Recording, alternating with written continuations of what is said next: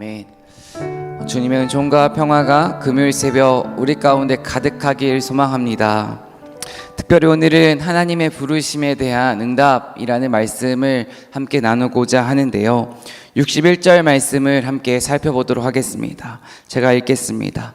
리브가가 일어나 여자 종들과 함께 낙타를 타고 그 사람을 따라가니 그 종이 리브가를 데리고 가니라. 아멘. 특별히 61절 말씀 가운데 따라가니라는 단어가 있는데요, 이 단어는 히브리어로 얄라크라고 합니다. 특별히 얄라크라는 단어는 장소를 옮기다라는 의미를 이 단어 가운데 그 뜻이 담겨 있습니다. 특별히 장소를 옮길 때, 오늘 말씀에 비추어 볼 때 지금 리브가는 두 가지의 큰 의미를 품고 장소를 옮긴다고 생각을 해볼 수가 있습니다. 첫 번째, 개인적으로는 지금 리브가는 부모의 밑에서 부모와 함께 살고 있다가 결혼을 함으로써 스스로 독립을 하는 큰 개인적인 장소를 옮기고 있습니다. 또 두 번째로는 헤브론이라는 지역에서 800km 떨어진 하란이라는 장소로 지금 장소를 옮기면서 공간적으로도 장소를 옮기고 있습니다. 특별히 이렇게 개인적으로 스스로 독립을 하고 공간적으로 800km나 멀리 떨어져 있는 곳으로 장소를 옮기는 이 리브가의 모습을 통해 우리는 하나님께서 원하시는 믿음은 어떤 믿음인지를 살펴볼 수가 있습니다. 리브가의 모습 가운데 나타나는 믿음은 어떤 믿음인가요? 특별히 저는 부르심에 순종하는 믿음을 리브가의 모습을 통해 발견했습니다. 하나님의 부르심이라면, 하나님의 뜻이라면 본인이 안정적으로 거주하고 있던 그 자리를 기꺼이 박차고 일어나 하나님이 원하시는 곳으로 나의 삶의 터전을 옮기는 것이 바로 오늘 말씀 가운데 나타난 리브가의 믿음입니다. 이러한 믿음이 저와 여러분 가운데 가득하길 소망합니다. 특별히 리브가가 이렇게 삶의 터전을 옮길 수 있었던 믿음은 바로 리브가의 마음 가운데에는 여호와 이레의 하나님, 계속해서 반복되는 것입니다. 하나님께서 앞길을 준비하시고 예비하시고 인도하시는 그 하나님을 믿고 신뢰하는 마음이 리브가의 마음 가운데 있었기 때문에 리브가는 지금 하나님의 부르심에 아멘으로 응답할 수 있었습니다. 한마디로 아무도 알지 못하고 한 번도 가본 적이 없는 곳으로 삶의 터전을 이동할 수 있었습니다. 오늘 말씀 가운데 특별히 하나님께서 리브가를 지금 부르시고 리브가를 데려가고 계신데요, 하나님의 부르심은 지금 리브가에게만 한정되어 있는 것이 아닙니다. 결혼을 한다는 것은 당사자들끼리 만나는 것이기도 하지만 가정과 가정이 만나는 것이기도 합니다. 그렇기 때문에 하나님은 지금 리브가를 부르심과 동시에 리브가의 가족들도 지금 하나님께서는 부르시고 계십니다. 특별히 어제 말씀 가운데 우리는 리브가의 가족들의 반응에 대해서 살펴볼 수가 있었는데요, 리브가와 결혼하겠다는 그 종의 말을 듣는 그 리브가 가족들의 반응은 어떤 반응이었습니까? 리브가에게 선택권을 주고 있습니다. 그리고 리브가가 하나님의 뜻이기 때문에 가겠다고 말을 하자, 순종하겠다고 말을 하자 리브가의 가족들은 결국 축복을 해주며 리브가를 보내고 있습니다. 하지만 결국 축복을 해주기 이전에 리브가의 가족들이 겪는 한 가지 갈등이 있었습니다. 바로 55절 말씀인데요, 함께 읽어보도록 하겠습니다. 함께 읽겠습니다. 리브가의 오라버니와 어머니는 저 애를 단 며칠이라도, 적어도 열흘만이라도 우리와 함께 더 있다가 떠나게 해주십시오 하고 간청하였다. 이것을 통해서 우리가 한 가지 발견할 수 있는 신앙의 원리가 있습니다. 하나님은 지금도 우리를 부르고 계십니다. 하나님의 부르심은 늘 우리의 삶의 자리 가운데에 찾아옵니다. 하지만 하나님의 부르심에 순종하기 이전에 우리의 마음 가운데는 갈등이 찾아온다는 것입니다. 인간적으로 생각해 보았을 때 자신이 사랑하던 딸과 생이별을 해야 하는 그 가족들의 입장에서 얼마나 마음이 아프고 아쉬웠을까요? 열흘이라는 시간을 열흘만이라도 달라는 그 마음이 이해되기도 합니다. 하지만 깊이 생각해 보면 이들은 지금 하나님의 부르심에 인간적인 감정과 생각으로 갈등을 하고 있는 것입니다. 사랑하는 성도 여러분, 하나님의 부르심에는 반드시 갈등이 따라옵니다. 하지만 이 하나님의 부르심에 갈등이 따라올 때 이 갈등이 해소되는 방법은 유일한 방법은 하나님의 말씀에 순종하는 것입니다. 순종을 통해 갈등은 해소되고 순종을 통해 하나님의 구원 역사는 계속해서 이루어집니다. 리브가와 리브가의 가족들이 순종을 했고 이들의 순종을 통해 하나님의 구원 역사는 계속해서 이어진다는 것을 우리는 창세기를 통해 발견할 수 있습니다. 특별히 저는 하나님의 부르심에 반응하는 세 가지의 사람들의 모습을 생각을 해보았는데요. 나는 어느 부류에 속해 있는지 생각해 보시면서 한번 들어보시면 좋을 것 같습니다. 첫 번째는 하나님의 부르심에 무관한 사람입니다. 하나님의 부르심이 무엇인지도 모르고 하나님의 부르심과는 전혀 상관없는 삶을 사는 사람들입니다. 두 번째는 하나님의 부르심에 고민하는 사람입니다. 말씀을 묵상하고 또 말씀을 듣고 기도하면서 내가 순종해야 하는 것일까? 내가 이것은 내려놓아야 할까? 이건 내가 어떻게 하는 게 하나님을 기쁘시게 하는 것일까? 이게 바로 부르심에 고민하는 사람들입니다. 세 번째는 부르심이라면 부르심 앞에 결단하는 사람들입니다. 리브가의 가족들은 이 세 가지 중에서 어디에 속해 있을까요? 리브가의 부모와 가족들은 두 번째에 속해 있습니다. 부르심 앞에 고민하고 있습니다. 하지만 리브가는 부르심 앞에 하나님의 뜻이면 반드시 가겠다 즉각 순종하며 결단하고 있습니다.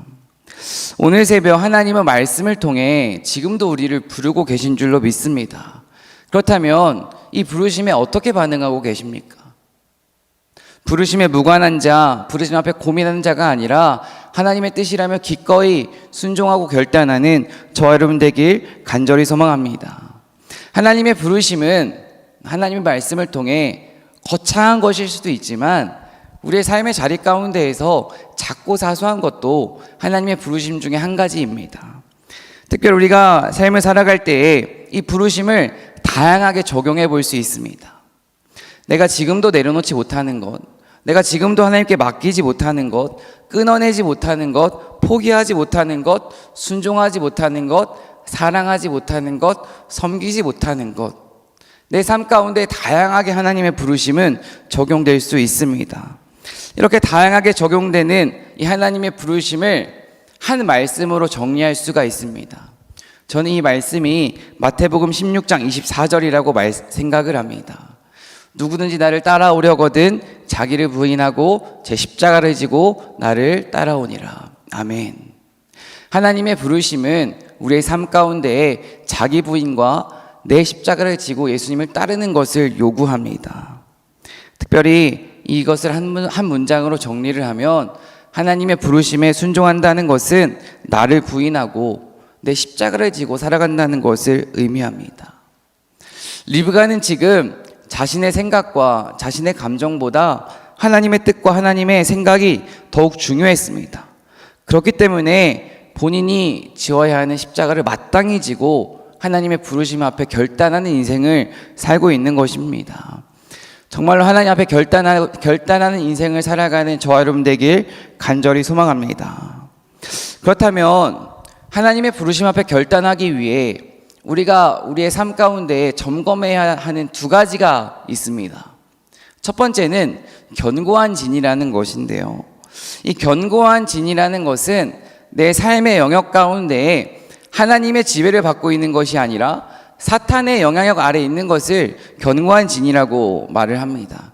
특별히 이것은 불안과 우울, 좌절, 중독, 시기, 질투, 불순종 이러한 모든 것들이 이 견고한 진 안에 포함되는데요. 이 견고한 진은 우리의 잘못된 습관이나 잘못된 가치관이나 우리의 상처, 쓴뿌리를 통해서 형성되곤 합니다. 성경 가운데에도 이 견고한 진에 대한 내용이 기록되어 있습니다. 고린도후서 10장 4절 말씀을 함께 읽어보도록 하겠습니다. 함께 읽겠습니다. 싸움에 쓰는 우리의 무기는 육체의 무기가 아니라 하나님 앞에서 견고한 요새라도 무너뜨리는 강력한 무기입니다. 아멘. 이 견고한 요새가 견고한 진인데요. 이 견고한 진을 무너뜨릴 수 있는 것은 육체의 무기, 우리의 힘과 우리의 노력이 아닙니다. 견고한 진을 무너뜨릴 수 있는 것은 하나님의 말씀과 성령의 능력인 줄로 믿습니다. 우리는 하나님의 말씀을 꾸준히 공급받고 정말 하나님 앞에 날마다 시간을 구별해 기도하고 말씀을 묵상하며 지난 주일 들었던 그 말씀을 가지고 한 주를 살아갈 때에 우리는 견고한 진을 무너뜨릴 수 있고 결국 부르심에 순종하는 삶을 살아갈 수가 있습니다. 첫 번째는 하나님의 부르심에 응답하기 위해 견고한 진을 점검해야 된다고 했는데요. 두 번째는 우리의 삶의 목적을 한번 점검해 보아야 합니다. 특별히 삶의 목적을 크게 두 가지로 생각을 해볼 수 있습니다. 첫 번째는 생존과 두 번째는 순종입니다. 생존을 목적으로 사는 사람은 언제나 내 행복과 내 평안과 내 안정과 내 뜻이 중요합니다. 그렇기 때문에 결정적인 순간에 하나님의 뜻보다 내 행복이 더 중요하기 때문에 그 부르심에 순종을 못합니다. 삶의 목적이 순종이 아니라 생존이기 때문입니다. 반대로 순종을 목적에 두고 순종을 위해 살아가는 사람에게는 내 행복이 크게 중요하지 않습니다. 순종이 목적인 사람에게 가장 중요한 것은 이것이 하나님이 원하시는 것인가, 내가 기뻐하는 것인가, 이것이 가장 중요합니다. 사랑하는 성도 여러분, 하나님의 부르심에 순종하는 사람만이 하나님의 복의 통로로 쓰임받을 수 있습니다. 정말로 복의 통로로 쓰임받기 위해 이 새벽 내가 무너뜨려야 하는 견고한지는 무엇인지, 내 삶의 목적은 어디인지 말씀 앞에 다시 한번 점검해 보길 간절히 소망합니다. 62절 말씀입니다. 그때에 이삭이 부엘라 헤로이에서 왔으니 그가 네게부 지역에 거주하였습니다. 부엘라 헤로이라는 지역이 등장하는데요. 사실 이 지역은 우리가 이미 한번 창세기를 통해 살펴보았던 지역입니다. 아브라함의 아내 사라의 종 하갈이 사라에게 미움을 받아 광야로 쫓겨났을 때 하나님의 위로하심을 경험했던 장소가 부엘라 헤로이입니다. 특별히 부엘라 헤로이를 통해서 하갈은 나를 살펴주시는, 나를 위로하시는 하나님을 깊이 경험했는데요. 오늘 말씀 가운데 하나님은 어떤 분이신지를 우리에게 다시 한번 말씀해 주십니다. 하갈을 위로하시고 살피셨고 이삭을 위로하고 살피셨고 나를 위로하고 살피시는 분이 바로 우리 하나님이십니다. 특별히 하갈에게 있어 하나님의 위로를 깊이 경험했던 기념비적인 장소 부엘라 헤로이, 이 지역을 묵상하면서 그런 생각을 해보았습니다.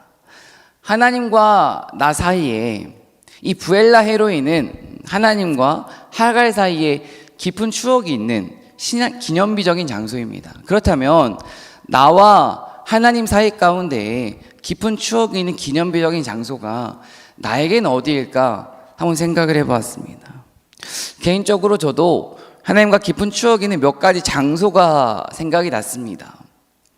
교회에서 제가 늘 자며 하나님께 매달렸던 그곳, 또 대표적으로 한 곳은 6년 동안 정말로 하나님 앞에 엎드려서 울고 매달리며 기도했던 신학교 기도실이 생각이 났습니다. 참 많이 울고 참 많이 매달리고 참 많이 부르짖고 하나님 앞에 꼭 꾸라졌던 장소가 개인적으로 저에게는 모건대학교 신학교 4층에 있는 남자 기도실입니다. 졸업한 지 참 오래됐지만 저는 지금도 종종 그곳을 찾아가곤 합니다.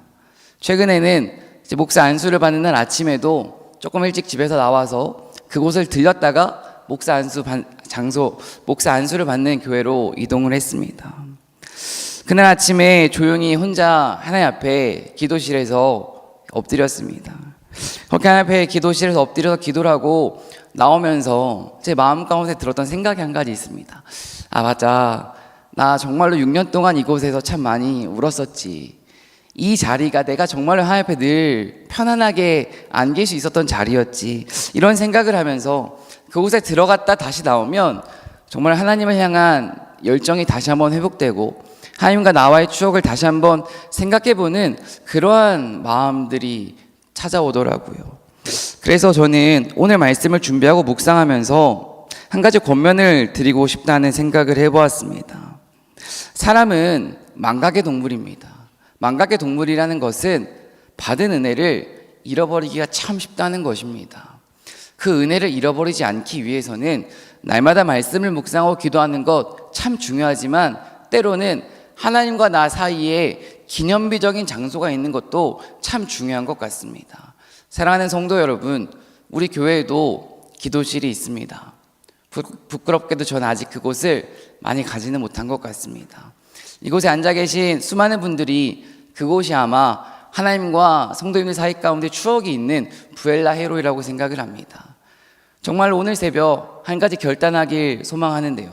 하나님과 나 사이에 기념비적인 그 신앙의 장소가 우리의 삶 가운데에 다시 한번 회복되고 생겨나길 간절히 소망합니다. 63절 말씀을 함께 읽어보도록 하겠습니다. 함께 읽겠습니다. 이삭이 저물 때에 들에 나가 묵상하다가 눈을 들어 봄에 낙타들이 오는지라.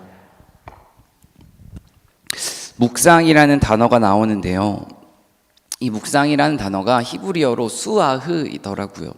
그런데 특별히 이 단어는 신기하게도 구약 성경 가운데 딱 한 번 등장을 합니다. 그래서 찾아보니까 명상하다, 기도하다라는 뜻이 있더라고요.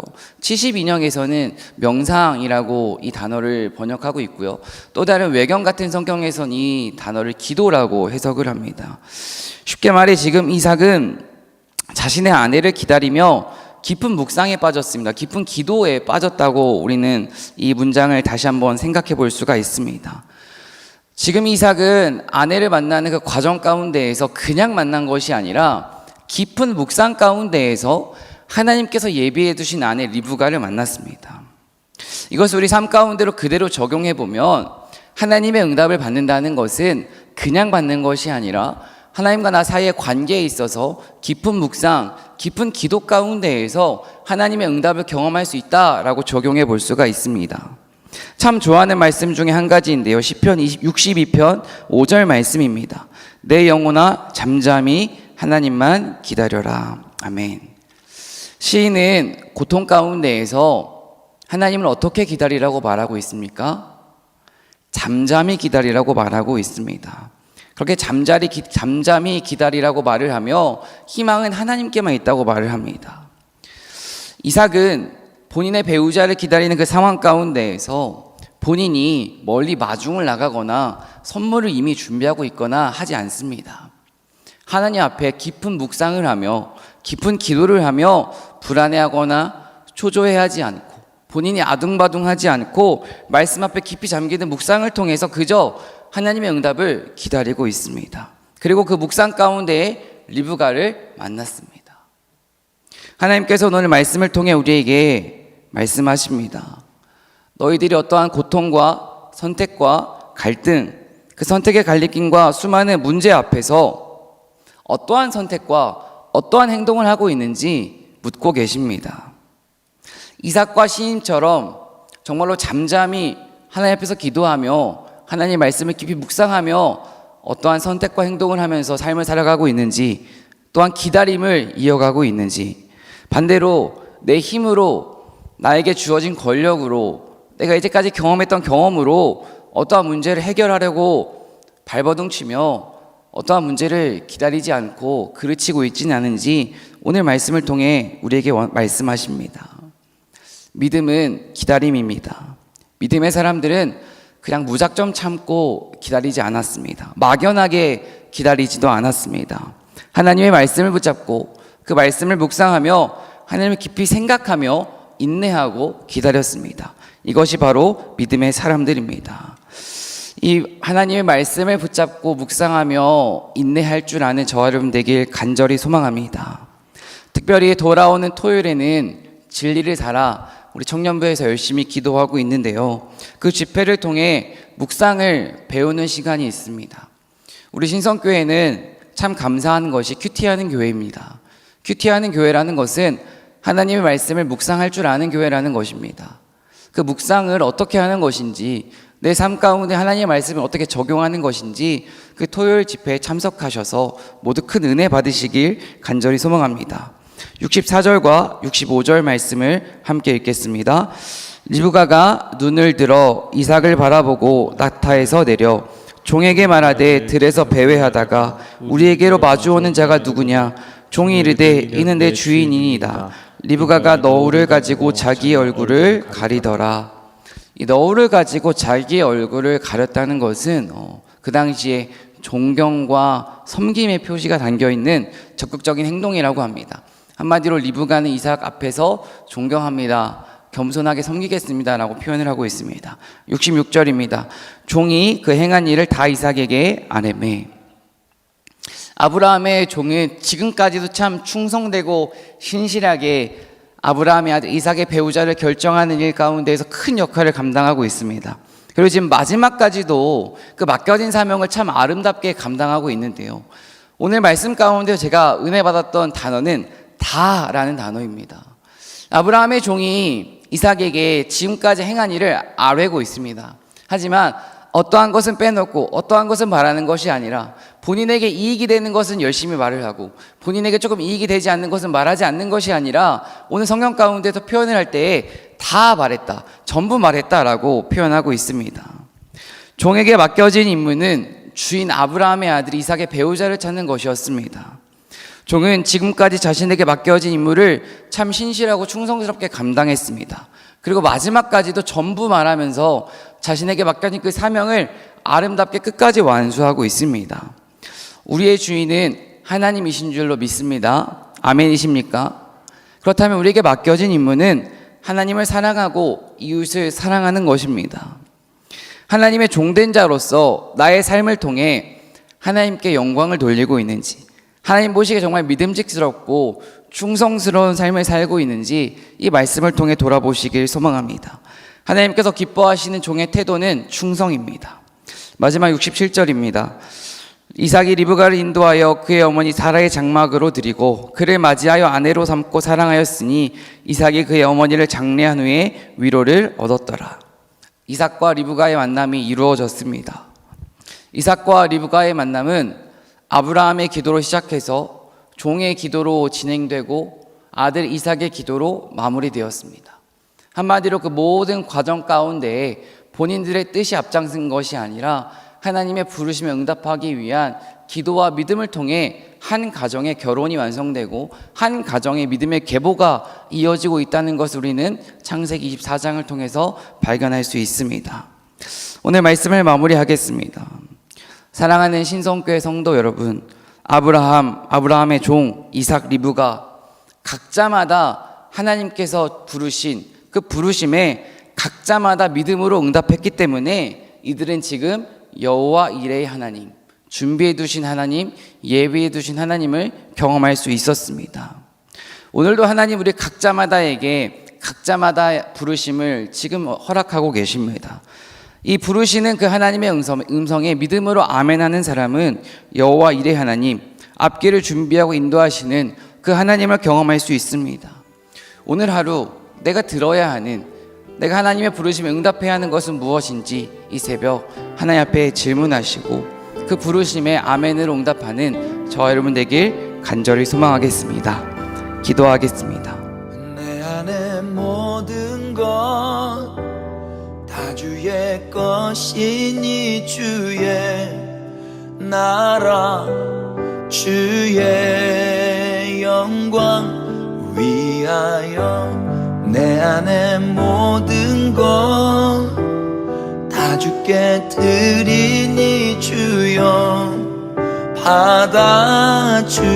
받아주소서. 주 뜻대로 하소서.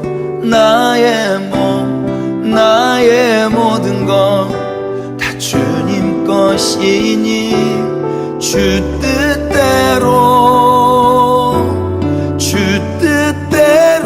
하소서. 나의 몸 나의 모든 것 다 주님 것이니 고난도 죽음도 다 주의 은혜니 주의 나라 주의 영광 위하여 내 안에 모든 것 다 주께 드리니 주여 받아주소서. 주 뜻대로 하소서. 나의 몸 나의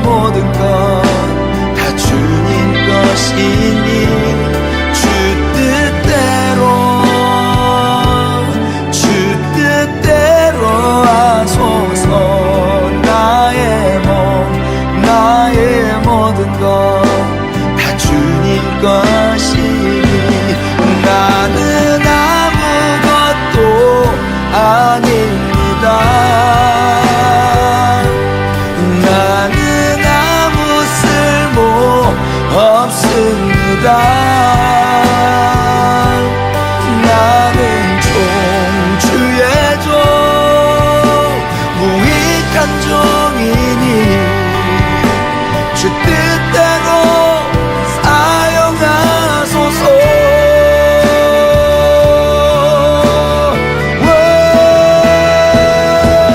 주 뜻대로